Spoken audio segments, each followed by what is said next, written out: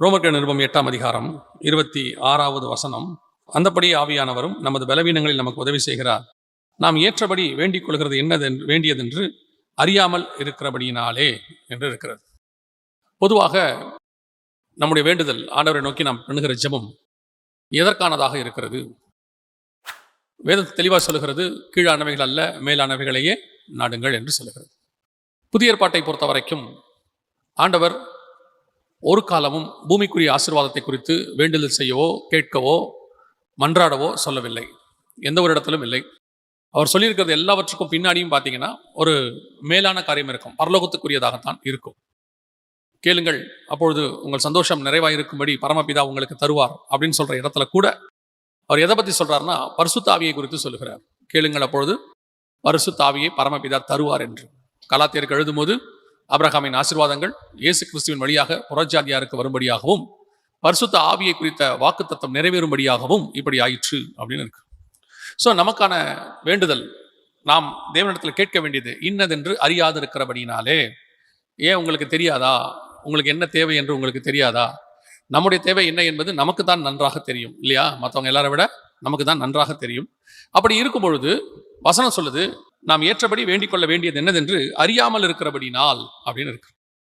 பழைய ஏற்பாட்டில கூட நான் சொல்லுகிறேன், அவர்கள் ஒரு காலகட்டத்தில் ஒரு சில காரியங்களை அவர்கள் கேட்டுக்கொண்டிருந்தார்கள். ஆபிரகாமில இருந்தே நான் சொல்றேன். அவர் என்ன பண்றாரு, நம்மை போல ஒரு பாடுள்ள மனுஷனாக இருந்து அவர் உலக பிரகாரமான சம்பாத்தியங்களுக்கு பின்னால் போகிறார். கர்த்தர் கானானுக்கு போக சொன்னா இவர் ஆரானுக்கு போறாரு. ஆரான்ல போய் சம்பாதிக்கிறாரு, சபதரிக்கிறாரு மனுஷங்களை எல்லாத்தையும். அப்புறம் ஆண்டவர் சொல்றாரு, இங்க என்ன பண்ணிட்டு இருக்கிற? நான் உன்னை கானானுக்கு தானே போக சொன்னேன், நீ கானானுக்கு போகணும் 2வது தடவை சொல்றாரு. சொன்ன உடனே ஆபிரகாம் புறப்பட்டு கானானுக்கு போகிறார். அங்கே போயும் அவர் என்ன பண்றாரு, ஆண்டவரை பார்த்து எனக்கு எல்லாம் இருக்கு ஆண்டவரே, பிள்ளை இல்லாமல் இருக்கிறேனே அப்படின்னு கேட்கிறார். ஆண்டவர் அவருக்கு வாக்குத்தத்தம் கொடுக்கிறார். அப்போ ஆபிரகாம் அடுத்து என்ன செய்யறாரு, வாக்குத்தத்தம் பெற்ற உடனே நான் தேசத்தை எதனால் சுதந்திரத்துக் கொள்வேன் அப்படின்னு கேட்கிறார். நம்ம பாஷையில சொன்னோம்னா அவருக்கு ஆண்டவர் பிள்ளைய நல்ல சம்பாத்தியம் கொடுத்துட்டாரு. சம்பாத்தியம் வந்துருச்சு, இந்த சொத்துக்கெல்லாம் அதிபதி யாரு ஆண்டவரே, எனக்கு பின்னாடி யாரு, பையன் பிள்ளை இல்லையே. உடனே பிள்ளை வருது. பிள்ளை வந்த உடனே இந்த பிள்ளைகளுக்காக ஒரு வீடு கட்டணுமே அப்படின்னு நம்ம நினைக்கிற மாதிரி அவரும் கேட்கிறாரு, எனக்கு ஒரு லேண்ட் எப்போ கொடுப்பீர் ஆண்டவரே, இந்த தேசத்தை எதனால் நான் சுதந்திரத்துக் கொள்வேன். எல்லாம் வாங்கிட்டாரு. இப்போ ஆண்டவர் அதுக்கும் வாக்கு பண்ணிட்டாரு, எல்லாம் வாங்கிட்டாரு. இப்போதான் ஆபிரகாமுக்கு தெரியுது, எபிரேயர் 11 இருக்கு, அதையெல்லாம் அதிலும் மேன்மையான பரம தேசத்தையே அவன் நாடினான் அப்படின்னு இருக்கு. அப்படின்னு என்ன அர்த்தம்? ஒரு பீரியடுக்கு அப்புறம் தான் அவருக்கு தெரிய வருது, இதெல்லாம் நம்ம கேட்டது வேஸ்ட்டு, இதெல்லாம் இல்லை.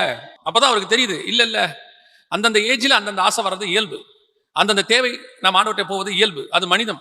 அப்படிதான் நம்ம படைக்கப்பட்டிருக்கிறோம். ஆனால் ஆண்டவர் சொல்றாரு, நீ என்னுடைய மகன், நீ உலகத்தார் கேட்கிற மாதிரியே கேட்டு அதே ஆசை எழுப்பினா உனக்கு என்ன கேட்கறதுனே தெரியலங்கிறாரு. உனக்கு என்ன கேட்கறதுனே தெரியல. அப்படி இருக்கும் பொழுது அதை கேட்பதற்கு ஆவியானவர் நமக்கு உதவி செய்கிறார்னு இருக்கு. ஏங்க எனக்கு தெரியாதா, என் பையனுக்கு நான் சரி அதெல்லாம் கேட்கல, என் பையனுக்கு ஒரு நல்ல ஞானத்தை கேட்குறேன், என் பிள்ளைக்கு ஒரு நல்ல வரன் கேட்குறேன், என் பையனுக்கு ஒரு வேலை கேட்குறேன். இப்பவும் ஆண்டவர் சொல்றாரு, நீங்கள் வேண்டிக் கொள்வது என்னதென்று அறியாது இருக்கிறபடினால். இதுவும் தேவ திட்டமா, இதுவும் ஆண்டவர்கிட்ட கேட்கக்கூடாதா அப்படின்னு சொன்னா வேதம் தெளிவா சொல்லுது, உங்களுக்கு என்ன தேவை என்பதை உங்கள் பரமபிதா முன்பே அறிந்திருக்கிறார் அப்படின்னு இருக்கு. உங்களுக்கு மட்டுமல்ல, உங்கள் தலைமுறைக்கும் ஆண்டவர் வச்சிருக்கிறார். அவர்களுக்கும் என்ன செய்யணும்னு தெரியும். உங்களுக்கு பிள்ளையை கொடுத்த ஆண்டவருக்கு அந்த பிள்ளைக்கு என்ன கொடுக்கணும்னு அவருக்கு தெரியும். அப்போ வேண்டுதல், இடைவிடாத வேண்டுதல் செய்யுங்கள், ஜெபம் பண்ணுங்கள் அப்படின்னு சொல்லி பவுல் சொல்ற இடங்கள் எல்லாம் பாருங்க. எந்த இடத்துலாவது வீட்டுக்காக இருக்குதா? யாராவது பவுல்கிட்ட வீட்டுக்காக ஜெபம் பண்ண வந்தாங்களா? சொத்துக்காக ஜெபம் பண்ண வந்தாங்களா? அல்லது யாராவது வேலை தேடி வந்தாங்களா? யோசித்து பாருங்க, ஏதாவது இருக்குதான்னு மட்டும் பாருங்க. அப்படின்னா வேதம் சொல்லக்கூடியதான வேண்டுதல் வேறு. நமக்கு இன்னும் அது என்னன்னே தெரியலன்னு பைபிள் சொல்லுது. பரிசுத்த ஆவியை பெற்றவர்களுக்கு சொல்றோம், அதாவது தேவனை அறிந்து ரட்சிக்கப்பட்டு பரிசுத்தாவின் அபிஷேகத்தை பெற்றுக்கொண்டவர்களுக்கு வேதம் சொல்லுது, நீங்கள் வேண்டிக் கொள்வது என்னதென்று அறியாது இருக்கிறபடினாலே. அப்ப இந்த வசனத்தை இந்த இடத்துல சொல்லும் பொழுது பவுல் எதை குறித்து எழுதுகிறார், எந்த காரியத்தை குறித்து எழுதுகிறார் அப்படின்னு சொல்லி நீங்க பாத்தீங்கன்னு சொன்னா 18வது வசனத்துல இருந்து அவர் எழுதுறார். 3 முக்கியமான காரியங்கள் அங்கே கொடுக்கப்பட்டிருக்கிறது. நீங்கள் என்ன செய்ய வேண்டும் என்பதை குறித்து, என்ன வேண்டுதல் செய்யணும் அப்படிங்கிறத குறித்து சொல்லிட்டு தான் இந்த 26வது வசனத்துல சொல்றாரு, ஆவியானவர் தாமே வாக்கு கடங்காத பெருமூச்சுகளோடு நமக்காக வேண்டுதல் செய்கிறார் அப்படின்னு இருக்கு. அப்படின்னா ஏதோ ஒரு வேண்டுதல் இருக்கு, ஏதோ ஒரு ஜபக்குறிப்பு இருக்கு. அந்த ஜபக்குறிப்பை நாம் ஜெபிக்கணும்னு ஆவியானவர் விரும்புறாரு. அந்த ஜபக்குறிப்பை நாம் ஜெபிக்கும் பொழுது அவரும் நமக்கு உதவி செய்கிறார் அப்படின்னு இருக்கு. முதலாவதாக எதை குறித்து அந்த இடத்துல ஜபக்குறிப்பு எதை குறித்து இருக்கிறது? இப்ப நீங்க எல்லாம் ஜபத்துக்கு உட்கார்ந்துருக்கிறீங்க. உங்கள் ஜபம் என்ன? ஏசாயால எழுதும் போது மிக தெளிவாக ஆண்டவர் எழுதுறாரு, நீங்கள் வழக்குக்காகவும் வாதுக்காகவும் உபவாசம் இருக்கிறீர்கள். நீங்க உங்களுக்கு இருக்கிற கஷ்டம், உங்களுக்கு இருக்கிற கேஸ் ஜெயிக்கணும்னு, உங்களுக்கு இருக்கக்கூடிய பிரச்சனை சால்வ் ஆகணும்னு இதுக்காக உபவாசம் இருக்கிறீங்க. அது எனக்கு அருவருப்பா இருக்குன்றார் ஆண்டவர். நீங்க தானியேலை எடுத்துக்கொள்ளுங்க, நெகேமியாவை எடுத்துக்கொள்ளுங்க, எஸ்தர் எடுத்துக்கொள்ளுங்க, எஸ்ராவை எடுத்துக்கொள்ளுங்க, யாரை வேணாலும் எடுத்துக்கொள்ளுங்க. இவங்களுடைய ஜெபங்களை எல்லாம் பாருங்க. இந்த ஜெபங்களுக்கு பின்னால் சுயம் இருக்காது, அவங்களுடைய தேவைகள் இருக்காது. தானியேல் 70 வாரம் அடிமைத்தனம் நீங்கணும்னு ஜெபம் பண்றாரு. நெகேமியா அலங்கம் கட்ட பண்ணணும்னு ஜெபம் பண்றாரு. எஸ்தர் ஜனங்கள் விடுதலையாக்க பண்ணணும்னு ஜெபம் பண்றாங்க. இப்படி ஒவ்வொருத்தருடைய ஜெபத்தையும் எடுத்து பாருங்க. அப்ப நம்முடைய ஜெபம் எதுக்காக இருக்கு? எப்போ பாரு நம்மெல்லாம் ஜெபிக்க ஆரம்பிச்சாலே நம்ம தான் கண்ணு முன்னாடி நிக்கிறோம். நம்முடைய தேவை கர்த்தர் நம்முடைய உலகத்தில் இருக்கக்கூடிய 90% மக்களில் விட ஒரு 10% மக்கள் ஆசீர்வாதமா இருக்கிறாங்கன்னு ஒரு சர்வே சொல்லுது. என்ன ஆசீர்வாதம் கேட்டா, ஒரு வெயிலுக்கு பனிக்கு மழைக்கு ஒரு வீடு, சொந்தமாக ஒரு வீடு, ஒரு வாகனம், 3 வேளை ஆகாரம். இது 3மே ஒரு மனுஷனுக்கு இருக்குன்னா அவன் உலகத்தில் இருக்கிற எல்லா வளங்களும் பெற்ற 10% மக்கள் அவன் இருக்கிறான்னு சொல்றாங்க. இப்ப இங்க இருக்கிறவங்கள எத்தனை பேர் அந்த 10%ல இருக்கிறீங்கன்னு பாருங்க. உங்களுக்கு கண்டிப்பாக ஒரு வீடு இருக்கிறது. சரி, வாடகை வீடாவது இருக்கிறது, வாடகை கொடுக்குற அளவுக்காவது பலன் இருக்கிறது. 3 வேளை ஆகாரம் அல்ல, அபிஷியலாக 3 வேளை, இடையிடையே வரும்போது போகும்போது மெல்றதெல்லாம் வேற இருக்கு. ஸோ அது ஆகாரத்துக்கு குறைவே இல்லை. மிச்ச மீதி எல்லாம் ஃப்ரிட்ஜில் இருக்கு. எப்படியும் 1 வாரத்துக்கு தேவையானது ஃப்ரிட்ஜில் இருக்கு, 1 மாசத்துக்கு தேவையானது பரணையில் இருக்கு, ஷெல்ஃபில். ஸோ இப்போ நீங்க ஆகாரத்துக்கும் உங்களுக்கு பிரச்சனை இல்லை. 3 வேளை நல்லா தான் நம்ம சாப்பிட்றோம். போக வரத்துக்கு ஒரு வாகனம் இருக்கு, 2 வீலரோ 4 வீலரோ ஏதோ ஒன்று இருக்கு. இவ்வளோ ஆசீர்வாதத்தை கர்த்தர் கொடுத்திருக்கிறார். ஆனாலும் இன்னும் நீங்க ஜெபம் பண்ணி முழங்கால் போட்டீங்கன்னா ஏதோ ஒரு ஜெப குறிப்பு, ஆண்டவரே அது சரியில்லை, இது சரியில்லை, அது கிடைக்கல, இது கிடைக்கல, ஏதாவது ஒன்று கேட்டுக்கிட்டே இருக்கிறீங்க, ஏதாவது ஒன்று ரிக்வஸ்ட் வச்சுக்கிட்டே இருக்கு. ஆண்டவர் சொல்றாரு, எப்பதான் நான் விரும்புறபடி நீ ஜெபம் பண்ணுவேன்னு கேட்கிறாரு. நமக்காக இருக்கிற விஷயத்துக்காக உபவாசம் பண்ணி அழுது கதறி ஆண்டவர் சொல்றாரு, எதுக்கு இவ்வளோ கஷ்டப்படுற? நீ கேட்காமே இவ்வளோ கொடுத்துருக்கிறேனே, நீ கேட்காம இவ்வளோ வருஷம் நடத்தி கொண்டு வந்திருக்கிறேனே, தாயின் கருவில் உருவாக்கும் போது உன்னை அழிக்காதபடிக்கு உன்னை கொண்டு வந்தேனே, கொண்டு வந்து இத்தனை வருஷம் உன்னை நடத்துறேன். நீ கேட்டா நான் செஞ்சேன். நீ கேட்டுதான் உனக்கு ஆக்சிஜன் கொடுத்தேனா? நீ கேட்டுதான் உனக்கு தாய் தகப்பனை கொடுத்தேனா? நீ கேட்டுதான் இத்தனை வருஷம் உன்னை நான் பாதுகாத்தேனா? நீ என்னை அறியாது இருந்த போதே நான் உன்னை நடத்தினேங்கிறாரு. இவ்வளோ பர்ஃபெக்டா நடத்துற ஒரு கடவுள்கிட்ட திருப்பி திருப்பி நம்ம எல்லாருமே செய்யற ஒரு காரியம், போய் ஆண்டவர்கிட்ட நமக்காக. அப்ப ஆண்டவர் சொல்றாரு, உனக்கு ஜெபம் பண்ண தெரியலப்பா, நீங்கள் வேண்டிக் கொள்வது என்னதென்று அறியாது இருக்கிறபடினால். அப்ப எதுக்காக தான் ஜெபம் பண்ணணும் அப்படின்னு கேட்டீங்கன்னா, முதலாவதாக ஒரு காரியத்தை அந்த இடத்துல சொல்றாரு. ஒரு விஷயம் தான் இருக்கு, அந்த ஒரு விஷயத்துல 3 பகுதியாக அவர் சொல்லுகிறார். முதலாவதாக வாசிங்க, ரோமர்கள் நிருபம் 8ஆம் அதிகாரம் 19-20. மேலும் தேவனுடைய புத்திரர் வெளிப்படுவதற்கு சிருஷ்டியானது மிகுந்த ஆவலோட காத்து கொண்டிருக்கிறது. அதென்றால் சிருஷ்டியானது அழிவுக்குரிய அடிமைத்தனத்திலிருந்து விடுதலையாக்கப்பட்டு தேவனுடைய பிள்ளைக்குரிய மகிமையான சுயாதீனத்தை பெற்றுக்கொள்ளும் என்கிற நம்பிக்கையோட அந்த சிருஷ்டியானது சுய இஷ்டத்தினால் அல்ல, கீழ்ப்படுத்தினவராலே மாயைக்கு கீழ்பட்டு இருக்கிறது. இப்ப இந்த வசனம் என்ன சொல்லுது அப்படின்னு கேட்டீங்கன்னா, அந்த 19வது வசனம், தேவனுடைய புத்திரர் வெளிப்படுவதற்கு சிருஷ்டியானது மிகுந்த ஆவலோட காத்திருக்கிறது. தேவனுடைய புத்திரர்னா என்ன? பைபிள்ல 2-3 தேவ புத்திரரை குறித்து இருக்கு. ஒன்று தூதர்களை குறித்து இருக்கிறது. ஏன்னா யோபுவின் புஸ்தகத்துல பிசாசு தேவ புத்திரர் மத்தியில நின்றான் அப்படின்னு இருக்கு. அதே நேரத்தில் ஆதியாகமத்துல நாம் வாசிக்கிறோம், தேவபுத்திரர் மனுஷகுமாரத்திகளோடு கூட பெண் கொண்டார்கள். அது யாரை குறிக்கிறது அப்படின்னு கேட்டீங்கன்னு சொன்னா, தேவனை தொழுது கொள்ளுகிறவர்கள், அதாவது சேத்து வம்சத்தார்.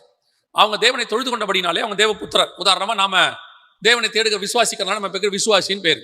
பரிசுத்தாவியை பெற்றுக்கொண்டா ஆவிக்குரியவர்கள்னு பேரு. நம்ம மாம்சத்துல இருந்தாலும் நமக்கு பேர் என்னது? ஆவிக்குரியவங்கன்னு பேரு. அதே மாதிரிதான் தேவபுத்திரர்னா என்ன அர்த்தம் அப்படின்னு கேட்டீங்கன்னா, தேவனை தொழுது கொள்ளுகிறவர்கள் அப்படின்னு அர்த்தம் தேவபுத்திரர். ஆனா இந்த இடத்துல தேவபுத்திரர் வெளிப்படுவதற்கு சிருஷ்டியானது காத்திருக்கிறது அப்படின்னா என்ன அர்த்தம் அப்படின்னு கேட்டீங்கன்னா, அதுக்கு அடுத்த வசனம் சொல்லுது, தேவனுடைய பிள்ளைக்குரிய மகிமையான சுயாதீனத்தை பெற்றுக்கொள்ளும் என்கிற நம்பிக்கையோடு.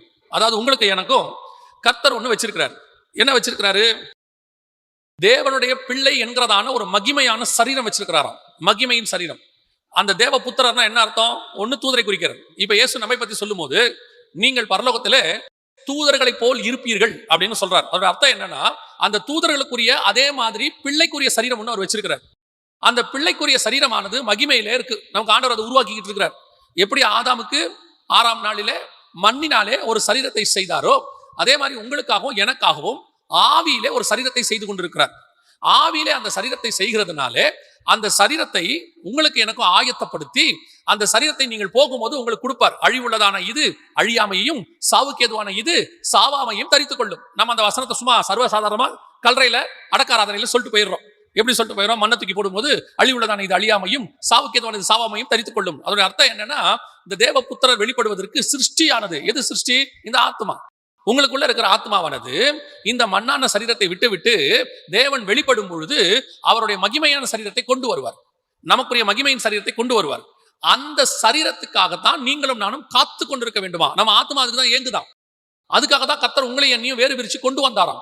கீழே எழுதுறார், பவுல் சொல்றாரு, கொண்டு வந்து இந்த மாம்ச சரீரத்துல ஏன் இன்னும் வச்சிருக்கிறாருன்னா அந்த ஆவிக்குரிய சரீரத்தை பெற்றுக்கொள்ளும்படி வச்சிருக்கிறார். அப்படியானால் உங்களுக்கும் எனக்கும் முதல்ல இருக்க வேண்டியதான அந்த ஜெப குறிப்பு என்னன்னு கேட்டா, அந்த மகிமையின் சரீரத்தை நான் பெற்றுக்கொள்ள வேண்டும். அந்த மகிமையின் சரீரத்தை பத்தின ஒரு ஆவல் எனக்கு இருக்கணும். 1 யோவான் 3ஆம் அதிகாரம் 2வது வசனத்தை வாசிங்க. பிரியமானவர்களே, நல்ல கவனிங்க. அந்த வசனம் என்ன அழகா சொல்லுது பாருங்க. இப்பொழுது தேவனுடைய பிள்ளைகளாய் இருக்கிறோம், இனி எவ்விதமாய் இருப்போம் என்று வெளியரங்கமாகவில்லை. ஆகிலும் அவர் வெளிப்படும் போது அவர் இருக்கிற வண்ணமாய் நாம் அவரை தரிசிப்பதினால் அவருக்கு ஒப்பாய் இருப்போம். இப்பொழுது நாம் தேவனுடைய பிள்ளைகளாய் இருக்கிறோம். இந்த இடத்துல வசனம் சொல்லுது தேவ பிள்ளைகளுக்குரியதான மகிமையான சுயாதீனம். இப்ப இந்த ரெண்டுத்துக்கும் ஒரு கான்ட்ராக்டர் இருப்பாங்க. இப்பவே நம்ம என்னவா தான் இருக்கிறோமா? தேவனுடைய பிள்ளைகளாக இருக்கிறோம். வசனம் சொல்லுது ஏற்றுக்கொண்டவர் எத்தனை பேரோ அத்தனை பேரும் தேவனுடைய பிள்ளைகளாக படிக்க அவர் என்ன கொடுத்திருக்கிறார்? அதிகாரம் கொடுத்திருக்கிறார். இப்ப நீங்கள் நாளெல்லாம் அவரை அப்பா பிதாவே என்று அழைக்கிற சுவிகார புத்திரத்தின் ஆவியை நாம் பெற்றிருக்கிறோம். ஆனா வசனம் சொல்லுது தேவனுடைய பிள்ளைக்குரியதான சரீரம் வரப்போகிறது, சுயாதீனம் வரப்போகுது. அப்படின்னா என்னங்க அர்த்தம்? இப்ப நான் பிள்ளை இல்லையா? இப்ப நம்ம பிள்ளைகள் தான். இப்ப நாம் பிள்ளைகள் தான். கவனிங்க, தேவன் ஆதாமை உண்டாக்கினார். உண்டாக்கியும் போது தேவ சாயலாகவும் தேவ ரூபத்தின் படியும் உண்டாக்கினார். அப்படிதான் பைபிள் சொல்லுது. இப்ப ஆதாம் பார்க்கறதுக்கு தேவன் மாதிரியே இருக்கிறான். அதான் அந்த சரீரம் அப்படியே பார்க்கறதுக்கு அப்படியே இருக்குது. இப்போ ஆதாம் பாவம் செஞ்சிட்டாரு. செஞ்ச பிறகு அவர் ஒரு குமாரனை பெற்றெடுக்கிறார். அங்கே வசனம் சொல்லுது ஆதாம் தேவ சாயலாகவும் ரூபத்தின்படியும் படைக்கப்பட்டான். ஆதாமுக்கு 130 வயதாகும் போது, அப்படிதானே இருக்குது, வயதாகும் பொழுது தன் சாயலாய் ஒரு குமாரனை பெற்றான். அப்படிதானே இருக்கு. அப்ப தேவ சாயல் போயிடுச்சு. இப்ப யார் சாயல் வந்துருச்சு? தன் சாயல். ஆனா ஒண்ணு புரிஞ்சுக்கணும், உள்ள இருக்கிறது தேவனுடைய ஊதின ஆத்மா. கர்த்தர் அவனுக்குள் சுவாசத்தை ஊதினார், அவன் ஜீவ ஆத்மாவானான். உள்ள இருக்கிறது கர்த்தர் ஊத்தினதான ஜீவ ஆத்மா. ஆனா வெளியே இருக்கிற சரீரம் சாயல் மாறிடுச்சு. தேவ சாயல்ல இருந்து மனுஷ சாயல் ஆயிடுச்சு. இப்போ அடுத்து அடுத்து அடுத்து அடுத்து 6000 வருஷம் இப்போ அந்த மனுஷ சாயல்ல நாம வந்துட்டோம். இப்ப நாம மனுஷ சாயலா இருக்கிறோம். ஆனால் இயேசுவை ஏற்றுக்கொண்டபடினால், அவருடைய ரத்தத்திலே நாம கழுவப்பட்டபடினால் இப்ப நாம் தேவனுடைய பிள்ளைகளாய் மாறிட்டோம். உள்ளே மாறிட்டோம். ஆனா வெளியே இருக்கிற சரீரம் இன்னும் யார் சாயலா தான் இருக்குது? நம்ம அப்பா அம்மா சாயலா தான் இருக்கு. பார்க்கும்போது நம்ம அப்பா அம்மா சாயல் தான் தெரியுது. உங்களை பார்க்கும்போது, உங்க பிள்ளைய பார்க்கும்போது உங்க பிள்ளை உங்களை மாதிரியே இருக்குது, நமக்கு ஒரு சந்தோஷம் வருது. ஏன் இந்த சாயல் வெளியே இருக்குது அப்படின்னு கேட்டீங்கன்னா, உள்ளே தான் நான் மாறி இருக்கிறேன், தேவனுடைய பிள்ளையாய் மாறிட்டேன். நான் அவருடைய ரத்தத்தால கழுவப்பட்டுட்டேன். உள்ளுக்குள்ள அந்த சுபாவத்துக்கு நான் வந்துகிட்டே இருக்கிறேன். கொஞ்சம் கொஞ்சமா வரேன். உள்ளுக்குள்ளேயும் இந்த உலக மனுஷனுடைய சாயல் தான் இருந்துச்சு. உங்க அப்பாவுடைய குணம் இருக்கும், உங்க அம்மாவுடைய குணம் இருக்கும், உங்க தாத்தா குணம் இருக்கும். கொஞ்சம் பேர் சொல்லுவாங்க அப்பா மாதிரியே கோவக்காரனா இருக்கிறான் அப்படிம்பாங்க. அவங்க ஒரு எக்ஸாம்பிள் சொல்லுவாங்கல்ல, அது என்ன காரணம்? உள்ளுக்குள்ள அவங்க சாயல் தான் நமக்கு இருக்கு. ஏன்னா அவங்களுக்குள்ள இருந்து நம்ம மாம்ச சாயலாய் படைக்கப்பட்டோம். இப்ப இயேசுவின் ரத்தத்துல கழுவப்பட்ட உடனே கொஞ்சம் கொஞ்சமா இயேசுவின் சாயலுக்கு மாறுறோம். உள்ள அது உள்ள மட்டும்தான் மாறிக்கிட்டு இருக்கிறோம், வெளியவும் மாறணும். வெளியே என்ன பண்றாரு ஆண்டவர்? உள்ள முழுசா நீங்க தேவ பிள்ளையா மாறின உடனே இந்த ஆத்மா தேவனுடைய படைக்கப்பட்ட அந்த ஆதியில எப்படி இருந்துச்சோ அப்படி மாறின உடனே இந்த ஆத்மாவை கொண்டு போய் அவர் உண்டாக்கி வச்சிருக்கிற தேவ பிள்ளைக்குரிய சரீரம் ஒண்ணு இருக்குது, அவர் சாயலாகவும் அவர் ரூபத்தின்படி, அது உள்ள கொண்டு போய் உங்க ஆத்மா வச்சிருக்காரு. அதான் அழிவுள்ளதான இது அழியாமையும், சாவுக்கேதுவான இது சாவாமையும் தரித்துக் கொள்ளும். அந்த சரீரம் தான் தேவனுடைய பிள்ளைக்குரிய சரீரம். அதுதான் மகிமையின் சரீரம். இப்போ உங்களுக்கு என்ன தோணணுமா? வசனம் சொல்லுது அந்த பிள்ளைக்குரிய சரீரத்தை நீங்கள் வாஞ்சிக்கணும் இருக்கு. அந்த பிள்ளைக்குரிய சரீரத்தை குறித்து உங்களுக்குள்ள ஒரு எதிர்பார்ப்பு வரணும்னு இருக்கு. அதுதான் உங்களுடையதான ஒரு வாஞ்சையாக இருக்கணும் அப்படின்னு இருக்கு. இப்ப பாருங்க, நம்ம ஏற்கனவே சொன்னதான், ஆபிரகாம் கானானுக்குள்ள வந்துட்டார். கானானுக்குள்ள வந்து சேர்ந்தாச்சு. ஆண்டவர் சொன்னபடி கீழ்ப்படிஞ்சு கானானுக்குள்ள வந்தாச்சு 75 வயசுல. ஆபிரகாம் ஈசாக்கு யாக்கோபு என்பவர்களோடு கூட கூடாரங்களில் குடியிருந்தான். ஏனெனில் தேவன் தாமே கட்டி உண்டாக்கின அஸ்திபாரம் உள்ள நகரங்களுக்கு அவன் காத்திருந்தான் அப்படின்னு இருக்கு. அப்ப அவனுடைய வாஞ்சை எதுவா இருக்குது அப்படின்னு கேட்டீங்கன்னா, நான் கானானுக்கு வந்துட்டேன், ஆனால் கானான் அல்ல, இன்னொரு தேசம் இருக்கு, அதுதான் என் வாஞ்சை. இது கீழ்ப்படிதல். கர்த்தர் சொன்னாரு வந்தேன், இதுக்கு ஒரு திட்டம் இருக்கு, இங்க ஈசாக்கு வரணும், இயேசு வரணும், எல்லாம் இருக்கு. ஆனா என் வாஞ்சை என்ன தெரியுமா? இன்னும் ஒன்று வருகிறது, அதன் மேல் வாஞ்சியா இருக்கிறது. இப்ப நீங்க இயேசு கிட்ட வந்துட்டீங்க, இங்கே அவருடைய ரத்தத்தால கழுவப்பட்டுட்டீங்க, கர்த்தர் உங்களை ஆசீர்வதிக்கிறாரு, நீங்க ஊழியத்துக்கு ஒப்பு கொடுக்குறீங்க, நிறைய காரியங்கள் செய்றீங்க. ஆனா உங்க வாஞ்சை எதுவா இருக்கணும் தெரியுமா? இதல்ல, தேவ புத்திரர் வெளிப்படும்படிக்கு எனக்கு ஒரு சரீரத்தை கர்த்தர் செய்றாரு, அந்த சரீரத்தை நான் பெற்றுக்கொள்ள வேண்டுமே. அந்த சரீரம் எப்படி இருக்கும், அந்த சரீரத்தினுடைய அமைப்பு எப்படி இருக்கும், அதை நான் பார்க்கணும். இதத்தான் பவுல் சொல்றாரு. பரதேசிக்கு போயிட்டு அவருக்கு நியமிக்கப்பட்டதை அவர் பார்த்துட்டார். வந்துட்டு சொல்றாரு, எனக்கொன்று நியமிக்கப்பட்டிருக்கிறது, அதை நான் வாஞ்சையாய் தொடர்கிறேன். எனக்கு ஒன்று வச்சுட்டார் ஆண்டவர், அதுதான் எனக்கு அந்த அட்டென்ஷன் அது மேல இருக்கு, எனக்கு அதை நான் பெற்றுக்கொள்ள வேண்டும். அது முதல்ல அந்த ஆசை உங்களுக்கு வரணும். உங்களுடைய ஆசை முழுக்க முழுக்க இந்த அழிகிற சரீரத்தை காப்பாற்றுவதிலேயே இருக்குது. சரி, 70 பலத்தின் மிகுதினால் 80, அதுக்கு மேல இதை காப்பாற்ற முடியாதுன்னு உங்களுக்கு நல்லா தெரியுது. இந்த சரீரத்தின் மேல இவ்வளவு வாஞ்ச இருக்குது. இதை நீங்க ஆரோக்கியமா வச்சுக்கிறதுல நான் குறையா சொல்லல. இதை நீங்க நல்லா ஆக்டிவா வச்சுக்கோங்க, நல்லா சாப்பிடுங்க, அதை பத்தி நான் சொல்லல. இது தேவனுடைய ஆலயம், இதை நீங்க செய்ய வேண்டியதான் இருக்கு. ஆனால் இது மேல கண்டிப்பா அழியும்னு தெரிஞ்சு இது மேல உங்களுக்கு இவ்வளவு இருக்கு, இதுக்கு ஒரு இன்சூரன்ஸ் போடுறீங்க. ஒருவேளை எனக்கு 60 வயசுல உடம்பு சரியில்லாம போனா, 70 வயசுல கிட்னி ஃபெயிலியர் ஆனா, 75 வயசுல எனக்கு ஏதாவது ஒண்ணு நடந்தா அப்படின்னு இப்ப போட்டு வச்சுக்கிறீங்களே, அப்ப இந்த சரீரத்தின் மேல உங்களுக்கு இவ்வளவு ஒரு வாஞ்சையும் ஒரு என்ன சொல்றது ஒரு பிரிகாஷனும் இருக்குது. உங்க வரப்போற சரீரத்தின் மேல உங்களுக்கு ஏதாவது இருக்குதா? அதை பத்தின ஏதாவது ஒரு விஷனாவது இருக்குதா? அது மேல ஒரு விருப்பம் இருக்கா? பார்க்கணுங்கிற ஆசையாவது இருக்குதா? இல்ல அந்த எண்ணமாவது தோணுதா? பாருங்க, இப்ப நீங்க தேவனுடைய பிள்ளைகளா இருக்கிறீங்க, மாற்று கருத்து இல்ல. ஆனா வசனம் சொல்லுது, தேவனுடைய பிள்ளைக்குரிய சரீரம் வெளிப்பட போகிறது அப்படின்னு. அந்த சிருஷ்டிக்கு அது வரப்போகுது அப்படின்னு. அது என்ன, இப்ப நான் பிள்ளையா இருக்கிறேன், அங்க ஒரு பிள்ளை வெளிப்பட போகுது அப்படின்னும் போது ஆண்டவர் வசனத்துல இருந்து ஒரு காரியத்தை சொல்லி கொடுத்தார். என்ன சொல்லி கொடுத்தாரு? இப்ப தகப்பனை விட்டு இளையகுமாரன் பிரிந்து போகிறான். போய் நல்ல சந்தோஷமா இருக்கிறான், நல்ல உலகத்தை அவன் அனுபவிக்கிறான். கொண்டு போன பணம் எல்லாம் மாறிடுச்சு. இப்போ எல்லாம் ஓவர் ஆகி பண்ணி தவுடை திங்கிற அளவுக்கு அவன் வந்துட்டான். ஆனால் அவன் வெளியே அவன் ரூபம் மாறிடுச்சு. எப்படி மாறிடுச்சுன்னு கேட்டீங்கன்னா, அவனுடைய சரீரம் அவங்க வீட்டில் இருந்த பிள்ளைக்குரிய அந்த ட்ரெஸ் இல்லை, அவங்க பிள்ளைக்குரியதான எந்த விதமான அடையாளமும் உடம்புல இல்லை. ஒருவேளை பண்ணிய மேய்க்கிறதுனால அவன் கருத்து போயிருக்கலாம் வெயில்ல பட்டு, அல்லது அவன் சரீரம் அந்த ட்ரெஸ் எல்லாம் மாறி இருக்கலாம், அழுக்காய் இருக்கலாம், முடி வெட்டுறதுக்கு வழி இல்லாம, ஏன்னா சாப்பாட்டுக்கே வழி இல்லை, எப்படி முடி வெட்டுறது, முடி வெட்ட முடியாம இருந்திருக்கலாம், தாடி கடியெல்லாம் வளர்ந்து இருந்திருக்கலாம். ஆனால் ஒண்ணு மட்டும் மாறவே இல்லை, அவன் உள்ளத்துக்குள்ள நான் அந்த தகப்பனுடைய மகன் என்கிற எண்ணம் மாறவே இல்லை. அவன் சொல்றான், நான் என் தகப்பனிடத்துல போவேன், நான் போய் கேட்பேன் அவர்கிட்ட அப்படிங்கிறான். அப்போ வெளியே சரீரம் மாறி இருக்கு, அடையாளம் மாறி இருக்கு, எல்லாம் மாறி இருக்கு, உள்ள மட்டும் மாறல. இதுதான் இப்ப நீங்க நானும் இந்த நிமிஷம் நீங்க நானும் அதுதான். நீங்க நினைச்சிட்டு இருக்கீங்க இளையகுமாரன் பாவம் செஞ்சு போனவன். இளையகுமார் என்றால் ஆதாம் தப்பு செய்து வந்தது, அதனுடைய அமைப்புல தான் இப்ப நீங்க நானும் இருக்கிறோம். நாம என்ன ஒரு பெரிய கிருபைன்னு கேட்டா, நாம இப்ப பண்ணி தவிடு திங்கல, ஏதோ கர்த்தருடைய கிருபையில நல்ல நிலைமையில இருக்கிறோம், அவ்வளவுதான். ஆனா இன்னும் நமக்கு உள்ளுக்குள்ளதான் தேவனுடைய குமாரன் பிள்ளை அப்படிங்கிறது. இப்ப இவன் என்ன நினைக்கிறான், நான் எங்க அப்பா கிட்ட போவேன், அங்க போனா எனக்கு எல்லாம் மாறும்னு நினைக்கிறான். இப்போ இவனுடைய உள்ளுக்குள்ள தகப்பனுடைய பிள்ளையா இருக்கிறான், வெளியே பண்ணி மேய்க்கிறவனாக இருக்கிறான், வெளியே அந்த வீட்டுல ஒரு வேலைக்காரன் அடிமையாக இருக்கிறான், ஆனா உள்ளுக்குள்ள பிள்ளையாக இருக்கிறான். இந்த ரெண்டும் ஒரு காரியத்தை அடையணும், வெளியவும் பிள்ளையா மாறணும், உள்ளேயும் பிள்ளையா மாறணும். இப்ப இவனுக்கு ஒரு வாஞ்சை இருக்குது, என் தகப்பன் வீட்டுக்கு போனா எல்லாமே மாறும், எல்லாமே செய்யும், என் தகப்பன் வீட்டுக்கு போனா நான் நல்லா இருப்பேன் அப்படின்னு ஒரு ஃபீல் வருது. இப்ப அங்கே போகிறான். போனவன என்ன நடக்குது, அவன் வஸ்திரத்தை மாத்துறார், அவனுக்காக எல்லாம் மாறுது. இப்போ திருப்பி வெளியவும் பிள்ளைக்குரிய அமைப்பு வந்துருச்சு, உள்ளேயும் பிள்ளைக்குரிய அமைப்பு வந்துருச்சு. இந்த இடத்தை தான் நீங்கள் நானும் அட்டைன் பண்ணணும். இப்ப நம்ம எல்லாருமே யாரோ ஒருத்தருடைய பிள்ளைகள், பூமியில நம்ம தாய் தகப்பனுக்கு நம்ம பிள்ளைகள், அவங்களுடைய அமைப்பு நமக்குள்ள இருக்கு. இந்த பூமிக்குரியதான சுபாவம் இருக்கு, இந்த பூமியில இருக்கக்கூடியதான எண்ணங்கள் நமக்கு இருக்கு, பூமிக்குரிய எதிர்பார்ப்பு, பூமிக்குரிய பாவம் எல்லாம் நம்மள இருக்கு. ஆனா உள்ளுக்குள்ள நாம் தேவனுடைய பிள்ளைகளா இருக்கிறோம். கர்த்தர் நம்ம பாவத்தை மன்னிச்சிருக்கிறார், கர்த்தர் மேல வாஞ்ச இருக்குது. இப்ப அந்த இளையகுமாரனுக்கு வந்ததான அந்த விருப்பம் உங்களுக்கு வருதா? அதை தான் நான் கேட்கிறேன். அவனுக்கு ஒரு விருப்பம் இருக்கு, நான் இப்ப பண்ணி தவுட்டுக்கு பக்கத்துல உட்கார்ந்துருக்கிறேனே. அதே இளையகுமாரன் தகப்பனை விட்டு பிரிஞ்ச பிறகு பாருங்க, இப்போ அவன் சரீரம் வேற மாதிரி இருக்கு. பண்ணி தவுட்டுக்கு போறதுக்கு முன்னாடி நல்ல ட்ரெஸ் போட்டிருக்கிறான், விபச்சாரிகளோட போயிட்டு இருக்கிறான், குடிக்கிறான், ஃப்ரெண்ட்ஸோட இருக்கிறான். இப்போ அவன் பண்ணி தவிட்டு திங்கல, ஆனா நல்லா இருக்கான்.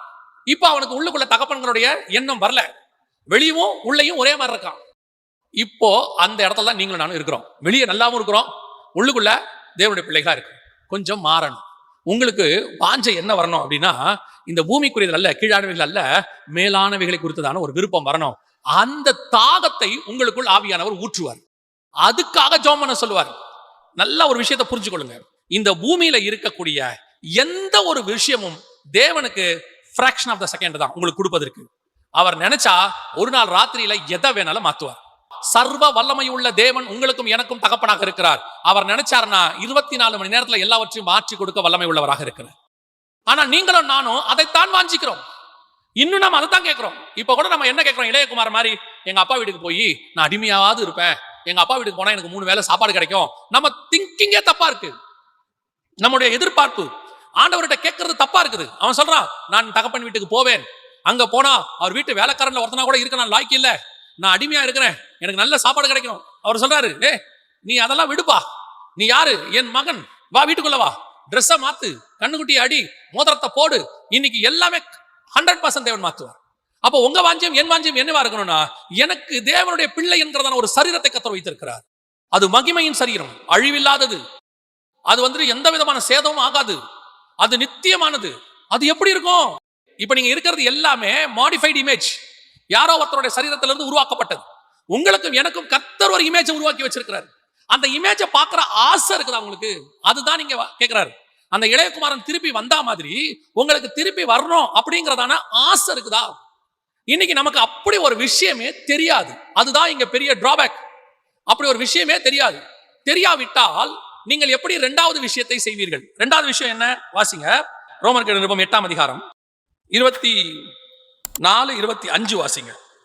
அந்த நம்பிக்கையினாலே நாம் ரட்சிக்கப்பட்டிருக்கிறோம். காணப்படுகிறதை நம்புகிறது நம்பிக்கை அல்ல, ஒருவன் தான் காண்கிறதை நம்ப வேண்டுவது என்ன? நாம் காணாததை நம்பினாக அது வருகிறதற்கு பொறுமையோட காத்திருப்போம். நீங்க ஏன் ரட்சிக்கப்பட்டீங்க, ஏன் இயேசுவை ஏத்துக்கிட்டீங்கன்னா ஒரு நம்பிக்கை இருக்குதாமா. என்ன நம்பிக்கை? எனக்கு ஒரு சரீரம் இருக்கு, அது வரப்போகுது, அதுக்கு நான் காத்திருக்கிறேன் அப்படிங்கிறதான நம்பிக்கை தான் அது. இப்போ உங்களுக்கு ஒரு சரீரம் இருக்கிறதுனே தெரியலனா எப்படி அதுக்காக நீங்க விசுவாசத்தோட காத்திருப்பீங்க? இப்போ ஒரு சரீரம் இருக்குதுங்கிறத உங்களுக்கு ஃபர்ஸ்ட் பாயிண்டா சொல்லியாச்சு. இப்போ உங்களுக்கு அது தெரியலனா இந்த வசனம் செய்தி ஆரம்பிக்கும் போது நமக்கு ஆவியானவர் தாமே வாக்கு கடங்காத பெருமூச்சோட விண்ணப்பங்களை ஏறெடுக்கிறதுக்கு உதவி செய்கிறார்னு உங்க தாட் என்னவா இருக்கும்னா, ஆவியானவர் என்னத்துக்காக உதவி செய்கிறார், என்ன கேட்க சொல்ல போறாரு? ஒருவேளை பூமிக்குரியதா இருக்காது, ஏதோ ஒண்ணு இருக்குது, அதோ வானத்துக்குரியது, அல்லது வானத்து நட்சத்திரத்தை போல உன் சந்ததியை பெருக பண்ணுவேன், ஏதோ ஒண்ணு இருக்குமோ அப்படின்னு உங்க தாட்டு முழுக்க அதுல இருந்திருக்கும். இல்ல, அது மகிமையான சரீரம், அது இயேசு செஞ்சு வச்சிருக்கிறாரு, தேவனுடைய பிள்ளை புத்திரர் தூதருக்குரியதான அந்த ஒரு அமைப்பு அங்க இருக்கு, அதுக்கு தான் நாம காத்திருக்கணும் அப்படின்னு சொல்லி அந்த சரீரம் ஒண்ணு இருக்குதுன்னு சொன்னா தானே உங்களுக்கு அது தெரியும். இப்ப அது உங்களுக்கு தெரிஞ்சிருச்சு. தெரியாம எப்படி நம்பி இருப்பீங்க? தெரியலனா எப்படி நம்புவீங்க? ஒண்ணு உங்களுக்கு இப்போ ஆண்டவர் சொல்றாரு, எனக்கு பிள்ளை இல்லாமல் இருக்கிறேனே அப்படின்னு ஆபிரகாம் கேட்ட உடனே கர்த்தர் சொல்றாரு, இந்த வானத்து நட்சத்திரத்தை பாரு, ஆமா அங்க இருக்குதா அப்படின்னு கேட்கிறாரு. அவன் சொல்றான், ஆண்டவரே என்ன முடியாது. ஆனா கர்த்தர் காட்டும் போது அவனுக்கு நட்சத்திரமே தெரியாது. ஏன் தெரியாதுன்னா, கர்த்தர் கூப்பிட்டது பகல்ல, ஆண்டவர் கூப்பிட்டது ஆதியாகமம் 15:5 கர்த்தர் அவனை வெளியே அழைத்து வானத்தை அண்ணாந்து பார், நட்சத்திரங்களை என்ன கொடுமானால் என்ன, உன் சந்ததி அவ்வண்ணமாய் இருக்கும் என்றார் அப்படின்னு வசனம் இருக்கு. ஆனா கூப்பிட்ட போது பகல். எப்படி சொல்றீங்க அப்படின்னு கேட்டா கீழே அடுத்து வருது, ஆண்டவர் சொல்றாரு 3 வயது கிடாரி, 3 வயது காளை, அப்புறம் புறா குஞ்சு எல்லாத்தையும் பலி கொடு எல்லாம் சொன்ன பிறகு அவன் போய் எல்லாத்தையும் பலி கொண்டு வந்து பலிபீடத்துல அடுக்கின பிறகு வசனம் சொல்லுது சூரியன் அஸ்தமிக்கும் போது அப்படின்னு இருக்கு. அவருடைய அர்த்தம் என்ன அப்படின்னு கேட்டீங்கன்னா, இவ்வளவும் அவன் நடந்தது பகல்ல, அதுக்கப்புறம் தான் சூரியனை என்ன ஆகுது, அஸ்தமிக்குது. அதுக்கு முன்னாடி கர்த்தர் அவனை அழைக்கும் போது பட்ட பகல். இப்போ கர்த்தர் அவனை அழைத்து வானத்தை அண்ணாந்து பார், நட்சத்திரத்தை உன்னால பார்க்க முடியுதா, நட்சத்திரம் என்ன அப்படின்னாரு. இப்ப அவன் கண்ணுக்கு நட்சத்திரம் தெரியல, ஆனா ஒண்ணு தெரியும், நட்சத்திரம் இருக்கு. நான் ஏற்கனவே என்ன பண்ணிருக்கிறேன், பார்த்திருக்கிறேன், ஏற்கனவே நட்சத்திரத்தை பார்த்த எனக்கு ஒரு அனுபவம் இருக்கு. அதான் விசுவாச பிரமாணம். விசுவாசம் எனப்படுவது யாதெனில் நம்பப்படுதல் மேல் உறுதியும் காணப்படாத மேல் நிச்சயம். நம்பப்படுதல் மேல் உறுதினா என்ன? அங்க இருக்கு நட்சத்திரம், ஏற்கனவே பார்த்திருக்கேன், இப்ப என் கண்ணுக்கு தெரியல, அவ்வளவுதான். இதே தான் இந்த விஷயத்துக்கு நீங்க கொண்டு வரணும். இங்க வசனம் சொல்லுது, காணாததை நம்பினோமாகில் அது வருகிறதுக்கு பொறுமையோட காத்திருப்போம். இப்ப நான் அதை பார்க்கல, காணல, ஆனா எனக்கு தெரியும் இருக்கு. அவன் சொல்றான், நான் நட்சத்திரத்தை இப்ப கண்ணு பார்க்கல, ஆனா விசுவாசிக்கிறேன். அதைத்தான் கர்த்தர் நீதியாக எண்ணினார். இப்போ உங்களுக்கு எனக்கு ஒரு சரீரம் இருக்கு அப்படிங்கறத நீங்க நம்புறீங்களா? ஆண்டவர் எனக்கு ஒரு சரீரம் செஞ்சு வச்சிருக்கிறாரு அப்படிங்கறது முதல்ல உங்களுக்கு தெரியணுமே. அவனுக்கு நட்சத்திரம் இருந்தது தெரிஞ்சா மாதிரி உங்களுக்கு உங்க சரீரம் இருக்கிறது தெரியணுமே. அதை உங்க ஆவியின் கண்கள் தரிசிக்கணுமே, அதை நீங்க பார்க்கணுமே. அதைத்தான் பவுல் எழுதுறாரு. அதை குறித்ததான ஒரு வாஞ்சை உங்களுக்கு இருக்கணுமே.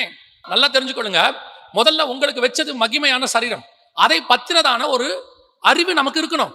எனக்கு ஆண்டவர் வச்சிருக்கிறாரு, அதுக்காகத்தான் நான் இங்கே வைக்கப்பட்டேன், அதுக்காகத்தான் நான் கிறிஸ்துவை ரட்சிக்கவே பட்டேன். இந்த வசனம் சொல்லுது, அந்த நம்பிக்கையினாலே நாம் ரட்சிக்கப்பட்டிருக்கிறோம். எந்த நம்பிக்கை? எனக்கு ஒண்ணு வச்சிருக்கிறாரு, அதான் என் நம்பிக்கை. நம்ம ஏன் ரட்சிக்கப்பட்டோம்? நம்ம எல்லாருக்கும் பதில் இருக்கு. ஏன் ரட்சிக்கப்பட்டோம்? நோயிலிருந்து ஆண்டவர் சுகமாக்கினாரு, சரி அதெல்லாம் செஞ்சாரு. இப்ப ஏன் ஆண்டவருக்குள்ள இருக்கிறீங்க? ஆண்டவர் வீடு கொடுப்பார், ஆண்டவர் வாசல் கொடுப்பார், ஆண்டவர் 1000 மடங்கு ஆசீர்வதிப்பார், உலகத்தில் இருக்கிறவர்களும் கர்த்தரை பலுகி பெருக பண்ணுவார். நீங்க இருக்கு, அதெல்லாம் பழைய ஏற்பாடு. அப்படி பழைய ஏற்பாட்டுல சொன்ன அவனே சொல்லிட்டான், இது அல்லங்க, இந்த விஷயமே இல்லைங்க, எனக்கு ஒண்ணு வேற ஒண்ணு இருக்குங்க, நான் அங்க போறேன்றான். ஆனா புதிய ஏற்பாட்டுல உங்க அழைப்பே அதானாமா, நான் அந்த நம்பிக்கையினாலே ரட்சிக்கப்பட்டேன். எந்த நம்பிக்கையினால? எனக்கு தேவ புத்திரர் என்கிறதான தேவ பிள்ளை எனக்கூடியதான ஒரு மகிமையான சரீரத்தை கர்த்தர் வச்சிருக்கிறார். இப்ப அந்த சரீரத்தை நீங்கள் முதல்ல அந்த விஷயம் உங்களுக்கு தெரிஞ்சா அடுத்து நீங்க என்ன பண்ணுவீங்க தெரியுமா? அது வருவதற்கு பொறுமையோடே காத்திருப்பீர்கள். இப்ப நீங்க எதுக்காக நம்ம காத்திருக்கணும் தெரியுமா? அந்த சரீரம் எனக்கு வரப்போகுது, ஆண்டவர் கொண்டு வர போறாரு, அது வெளிப்பட போகுது, அது எப்படி இருக்குமோ, அது எனக்கு எப்படி ஃபிட் ஆகுமோ. உங்களுக்கு ஏதோ ஒன்று வாங்கிட்டு வரேன்னு அப்பா சொல்லிடுவார் ஃபோன் பண்ணி, பையனுக்கோ பொண்ணுக்கோ இல்லை மனைவிக்கோ, நான் ஒன்று வாங்கிட்டு வரமா அப்படின்னு தரன்னு வச்சுக்கோங்க. நமக்கு இப்போ எப்படி இருக்கும் தெரியுமா? நான் ஒரு தடவை என் பையன்கிட்ட சொன்னேன், அவன் ரொம்ப நாளாக ஒரு ஷர்ட் கேட்டுக்கிட்டே இருந்தான். நான் சொன்னேன், அந்த ஷர்ட் கடையை போய் பார்த்த உடனே சரி அவன் கேட்டானேன்னு ஆசைப்பட்டானே அப்படின்னு ஃபோன் பண்ணி, தம்பி உனக்கு என்ன கலராக வேணும் அப்படின்னு சொன்னேன். அப்போது அவன் ஒரு கலர் சொன்னான். சரின்னு சொன்னேன், ஃபோனை வச்சுட்டேன். திருப்பி ஃபோன் வந்துச்சு, பா சைஸ் என்ன வாங்க போறீங்கன்னா நான் சொன்னேன். அவன் சைஸ் சொன்னேன், இதானடானே, கரெக்ட் அதே சைஸ் தான் அப்படின்னு வச்சுட்டான். திருப்பி அடுத்து சொன்னான், பா ஃபுல் கை வாங்கிடுங்க, ஸ்லாக் வாங்கிடாதீங்க அப்படின்னா. சரின்னு ஃபோனை வச்சுட்டேன். அப்போ ஒன்று வாங்கிட்டு வரேன்னு சொன்ன உடனே அவனுக்கு ஒரு எக்ஸைட், வாங்கிட்டு வர போறாரு அப்பா, நம்ம கேட்டது கிடைக்க போகுது, அது வருது அப்படிங்கிற ஒரு வாஞ்சை. இப்போ நான் எடுத்துட்டு வீட்டுக்கு போறேன், மீட்டிங் எல்லாம் முடிச்சுட்டு மறுநாள் தான் போறேன். அந்த மீட்டிங் சண்டே முடிச்சுட்டு நைட் கிளம்பி மறுநாள் போறேன். காலையில போய் இறங்கி வீட்டுக்குள்ள நுழைஞ்ச உடனே அவன் உள்ள வந்த உடனே கேட்டான், இந்த சட்டை எங்க அப்படின்னா. அவன் ரொம்ப வருஷமா கேட்டுட்டு இருந்த ஒரு சட்டை, அவன் அந்த சட்டை எங்க. இதுதான் பொறுமையோட காத்திருத்தல். சிலர் சொல்லுவாங்க தெரியுமா, நீங்க காலையில வரேன்ட்டீங்க, நைட்டெல்லாம் தூக்கமே வரல அப்படிம்பாங்க, நைட்லாம் தூங்கவே முடியல அப்படிம்பாங்க. ஏன்? அவர் காலைல தானே வர போறாரு, நைட் தூங்கினா என்ன இல்ல, இந்த காலில் வரக்கூடிய ஒரு எண்ணம் என்னை இரவு தூங்க விட மாட்டேன் என்கிறது. ஏன்? ஒண்ணு நமக்கு பிரியமானது ஒன்று வரப்போகிறது என்றால் அதற்காக நாம் பொறுமையோட காத்திருப்போம். எப்போ வரும் எப்போ வரும் எப்போ வரும் ஆண்டவரே அப்படின்னு சொல்லி அந்த வாஞ்சையோடு தான் நீங்கள் இப்பொழுது இருக்கணும். இப்ப நீங்க இருக்கிற வாஞ்சை எதோட இருக்குது? உங்களை அழகா பிசாசு டைவர்ட் பண்ணிட்டான், இந்த வாஞ்சைக்கு நேரம் உங்களை திருப்பி விட்டான். இப்ப பாருங்க, நான் சொன்ன இந்த வசனத்தை, இப்ப நான் சொன்னது உங்களுக்கு கொஞ்சம் மிகைப்படுத்துற மாதிரி இருக்கும், ஆனா நீங்க வாசிச்சு பாருங்க அந்த வசனத்தை. எபிரேயர் நிருபம் 11ஆம் அதிகாரம் 13வது வசனத்தை வாசியுங்க. இவர்கள் எல்லாரும் வாக்குத்தத்தம் பண்ணப்பட்டவைகளை அடையாமல் தூரத்திலே அவைகளை கண்டு நம்பி அணைத்துக் கொண்டு பூமியின் மேல் தங்களை அந்நியரும் பரதேசிகளும் என்று அறிக்கையிட்டு விசுவாசத்தோட மரித்தார்கள். 16வது வசனம், அதை அல்ல அதிலும் மேன்மையான பரமதேசத்தையே அவர்கள் விரும்பினார்கள். அப்படின்னா என்ன அர்த்தம்? அவங்களுக்கு ஒன்று வாக்கு பண்ணார் ஆண்டவர், பரமதேசம். அதுக்கு முன்னாடி 9, 10, 11 தேசத்தை ஆசைப்பட்ட ஆபிரகாம் தான் அவரு.